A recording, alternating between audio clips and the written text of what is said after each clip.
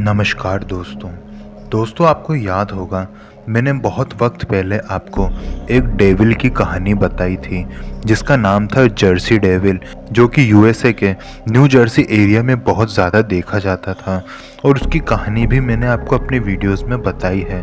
और आज की वीडियो में आज मैं फिर से आपको उसी डेविल की एक सच्ची घटना बताने वाला हूँ जो मुझे मिली है रेडिट से। अगर आपके साथ में भी कोई सच्ची घटना घटी हो तो वो भी आप मुझे मेरे इंस्टाग्राम पर भेज सकते हैं। इंस्टाग्राम का लिंक आपको मिल जाएगा नीचे डिस्क्रिप्शन बॉक्स में।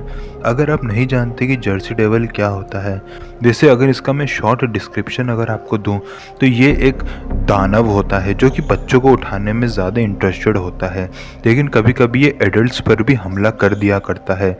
इसके दो बड़े बड़े पंख होते हैं, ये दो पैरों पर भी चल सकता है और इसकी लाल कलर की आंखें होती हैं और ये जंगल वगैरह में रहता है और इसे ज़्यादातर न्यू जर्सी में देखा जाता है, इसलिए इसका नाम भी जर्सी डेविल रखा गया है। तो ये था इसका छोटा सा डिस्क्रिप्शन। और जिस इंसान के साथ में ये जर्सी डेविल की घटना घटी है उसका नाम एलन है। और अब आगे की घटना मैं आपको एलन जी के पॉइंट ऑफ व्यू से ही बताऊंगा। मेरा नाम एलन है। ये घटना मेरे साथ साल 2013 में घटी थी। दरअसल मैं न्यू जर्सी का रहने वाला हूँ और मुझे कैंपिंग वगैरह करना काफ़ी ज़्यादा पसंद है। तो एक दिन मैं बहुत ही ज़्यादा बोर हो रहा था, तो मैंने कोई प्लान नहीं बनाया था, बस अपना बैग उठाया, अपनी गाड़ी उठाई और अपने पास के जंगल में कैंपिंग वगैरह करने के लिए चला गया। वैसे तो वो जंगल एकदम सेफ था और पब्लिक के लिए खुला हुआ भी था, लेकिन क्योंकि वहाँ पर जंगली जानवर ज़्यादा रहते थे और फॉरेस्ट ऑफिसर्स ने भी कहा था कि कभी कोई वहाँ पर जाए तो अपनी सेफ्टी के लिए कुछ लेके जाए, तो मैंने एक बंदूक भी अपने पास में रख ली थी। दरअसल वो एक शॉटगन थी, तो वो मैंने अपने पास में रखी थी। एक टॉर्च और कैंपिंग का जो नॉर्मल सामान होता है वो सब मैंने अपने बैग में रख लिया था और उसे लेके मैं जंगल की तरफ निकल गया। शाम को मैं उस स्पॉट पर पहुंच गया जहां पर मुझे कैंपिंग वगैरह करनी थी। मैंने वो जगह पहले से सोच के नहीं रखी थी, बस जंगल में इधर उधर ढूंढते ढूंढते मेरे को एक साफ़ जगह मिल गई और मैंने वहां पर अपना कैंप सेटअप कर लिया।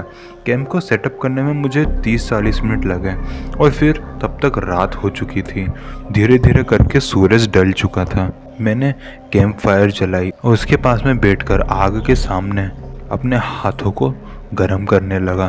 फिर मुझे अचानक से ऐसी आवाज़ आई जैसे कोई मेरे पीछे से चल के गया है, लेकिन मैंने इस चीज़ पर ज़्यादा ध्यान नहीं दिया। फिर मैंने उसी आग के ऊपर खाना पकाया और फिर कैंप के अंदर जाके मैं सो गया था। करीबन आधी रात का वक्त हुआ होगा। मैं उठा क्योंकि मुझे एक अजीब सी आवाज़ सुनाई दी जैसे कोई सीटी मार रहा हो। जब मैं कैंप से बाहर आया तो मैंने अपने हाथ में मेरी शॉटगन भी ले ली थी। मुझे ऐसा लग रहा था कि शायद कोई जंगली जानवर हो सकता है।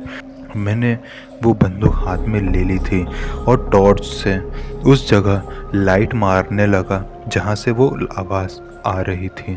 जब उस तरफ मैंने टॉर्च मारी तो उस टॉर्च में मुझे एक आकृति नज़र आई।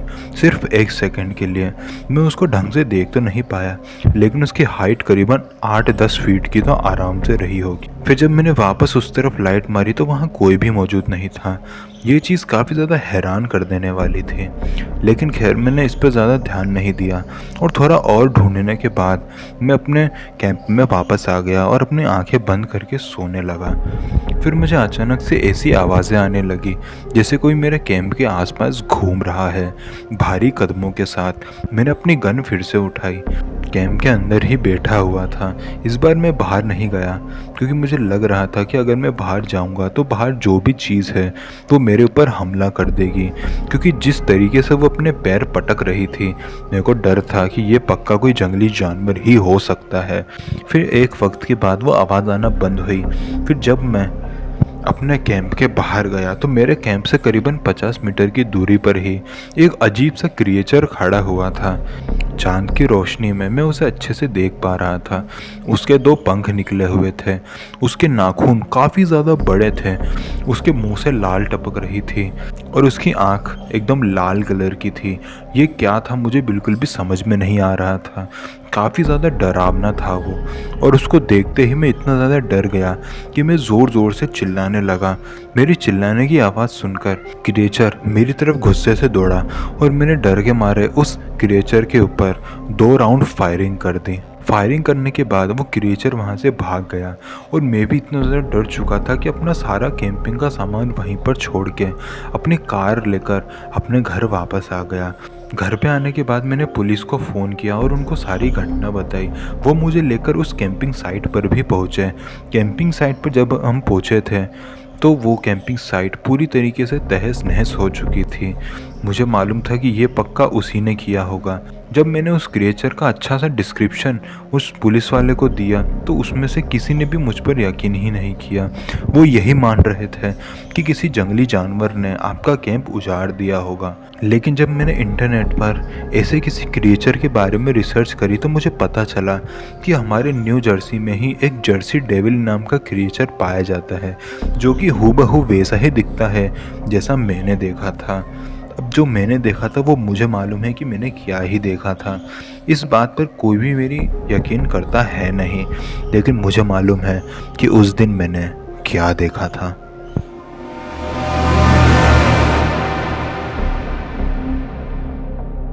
तो दोस्तों, आई होप आपको ये वीडियो पसंद आई होगी। वीडियो पसंद है तो वीडियो को लाइक ज़रूर करिएगा और ऐसे ही मिस्टीरियस हॉरर इंसिडेंट सुनने के लिए मेरे चैनल को सब्सक्राइब भी करिएगा। तो मिलते हैं अगले वीडियो में, तब तक के लिए जय हिंद, जय भारत।